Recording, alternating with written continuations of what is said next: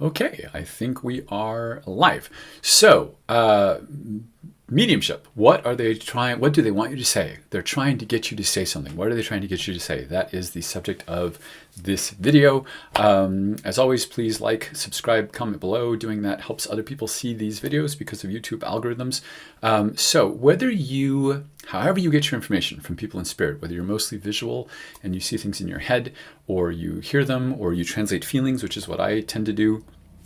However you get your information, what goes from you to the client is entirely verbal, right? So try to think of, when you're doing readings, keep that in mind, that they are trying to get you to say something, because everything is verbal from you to the client, right? So I have to turn this off. One moment. Okay, sorry about that. Technical problems with my hearing aids, which are going to come up in this video, so I guess that's not a surprise. All right, so I said at the end of the last video that when I get things, whether I get them auditorially or visually, it's still trying to get someone to say something. So I was visually seeing Robin Williams, and that kept coming up in my reading over and over again. And finally, it turned out that the person I was connected to, his father was named Robert Williams. And that happens to me a lot. That sounds like it's close enough thing. I haven't heard any other mediums talk about that. And I'm not sure why that happens to me so often, but it does happen to me a lot, where I get sounds alike stuff. So early in my development, I was with a woman in a breakout room. It was a practice group of some kind. I don't remember the circumstances, but I got her dad pretty clearly, but I kept seeing circus clowns on stilts, those tall sticks that they walk on, and also construction workers on stilts. And they use those to work on ceilings sometimes, in high ceiling places. And so getting it two different ways, for me, that always is the right thing to say or to talk about. So stilts, and she couldn't take that at all. No reference to that at all. And then finally, but she kept taking everything else that I was saying. And finally, it was right at the end of the reading, or just as it was closing, this person in my life, who I care about, popped into my head, and that person has 4 stents in their heart. And something inside me went click, like really loud. And I said, oh, it's not stilts, it's stents. That's what I'm supposed to say. She said, yes, he had a stent in his heart.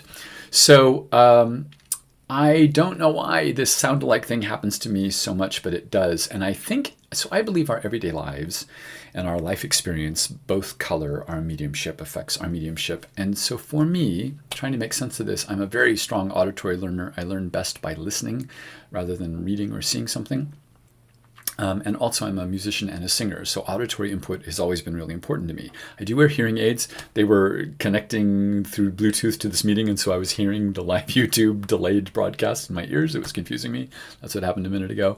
And so the reason I wear hearing aids is for a childhood injury. And until I got the hearing aids a couple of years ago, I spent my whole life hearing at random times the right number of syllables but the wrong word. So someone would say, he always does that, and I would hear, eats all a dove-cat. And it was because I had no idea, I couldn't make sense of what was said to me, that I knew I had heard something wrong. The way glasses clear up blurry vision, my hearing aids clear up blurry hearing. So I have to wonder if it's that lifelong experience of getting the right number of sounds but the wrong word, if that's coloring how I do mediumship. I think that's related, but I can't be sure. So sort of the point of this video is I've done this myself, and I've seen a lot of mediums do this, where I'll say, why are you showing me that? Or why are they showing me that? I'll actually ask them in spirit, why are you showing me that? And I'm changing that now. And I'm saying, ask yourself, what are they trying to get you to say? And I've just started to do this when I'm doing my readings. When I keep getting something and the sitter can't say it, I'll actually say to them, what are you trying to get me to say? Because that's what's happening. They're trying to get you to say something. Trying to keep in mind that everything that goes from you to the client is verbal. No matter how it's coming in, it goes out from you to them verbally. And so in the Robin Williams example, what was happening was I was seeing that actor in both Popeye, the movie Popeye, and Good Will Hunting. And when I get the same thing 2 different ways, I know I'm supposed to say it, so it kept coming up. And fortunately, I didn't try to make sense of it. I didn't try to say, is this referencing a cartoon turned into a movie, or a mental health professional, or is it acting? Is he showing me acting? But I just said everything to the sitter, what I was getting. And then I did finally say, I know I'm supposed to say Robin or Williams or both. So does Robin make sense to you? Because that's not a very common name for a man. And that's when I found out that the father of the person I was connected to was named Robert Williams. And that's why I was getting that reference. So just keep talking about it. I did once early on get this really good, a good example of when this works well is someone in my life, a relative of mine was named Armida. And I knew I was getting that name because it was da da da in my head. I knew it was 3 syllables, and I said that to the client. I said it's 3 syllables like Armida, and I know it starts and ends with an A, like Anita, Armida. There's a name. Do you understand a name like that? And she said, wow, her name was Arminda, and no one's ever gotten that because who's ever heard the name Arminda?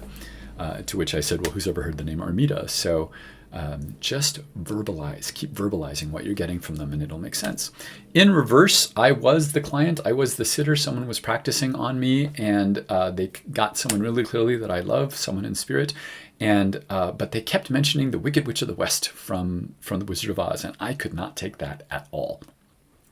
And at all. No witchy reference, no Oz reference, nothing. And then I don't remember if it was right at the end of the sitting or if I had to call her after the fact. But it finally dawned on me that the person she was connected to so clearly was named Yvonne Hamilton. And the actress who played the Wicked Witch was Margaret Hamilton. So they were both named Hamilton. That's why she was getting that reference. And then as I was writing out the outline for this video, I realized that my Yvonne Hamilton in spirit was also from Kansas and was also always telling me about the tornadoes from her childhood. And a tornado in Kansas is sort of the central thing of The Wizard of Oz if you've never seen that movie. So that leads into the topic of the next video. So that's what I have to say about sounds alike. They're trying to get you to say something. That was the topic of this video. Next week, I'm going to talk about, as nicely as I can, how some mediums are terrible sitters or terrible clients for you to practice on.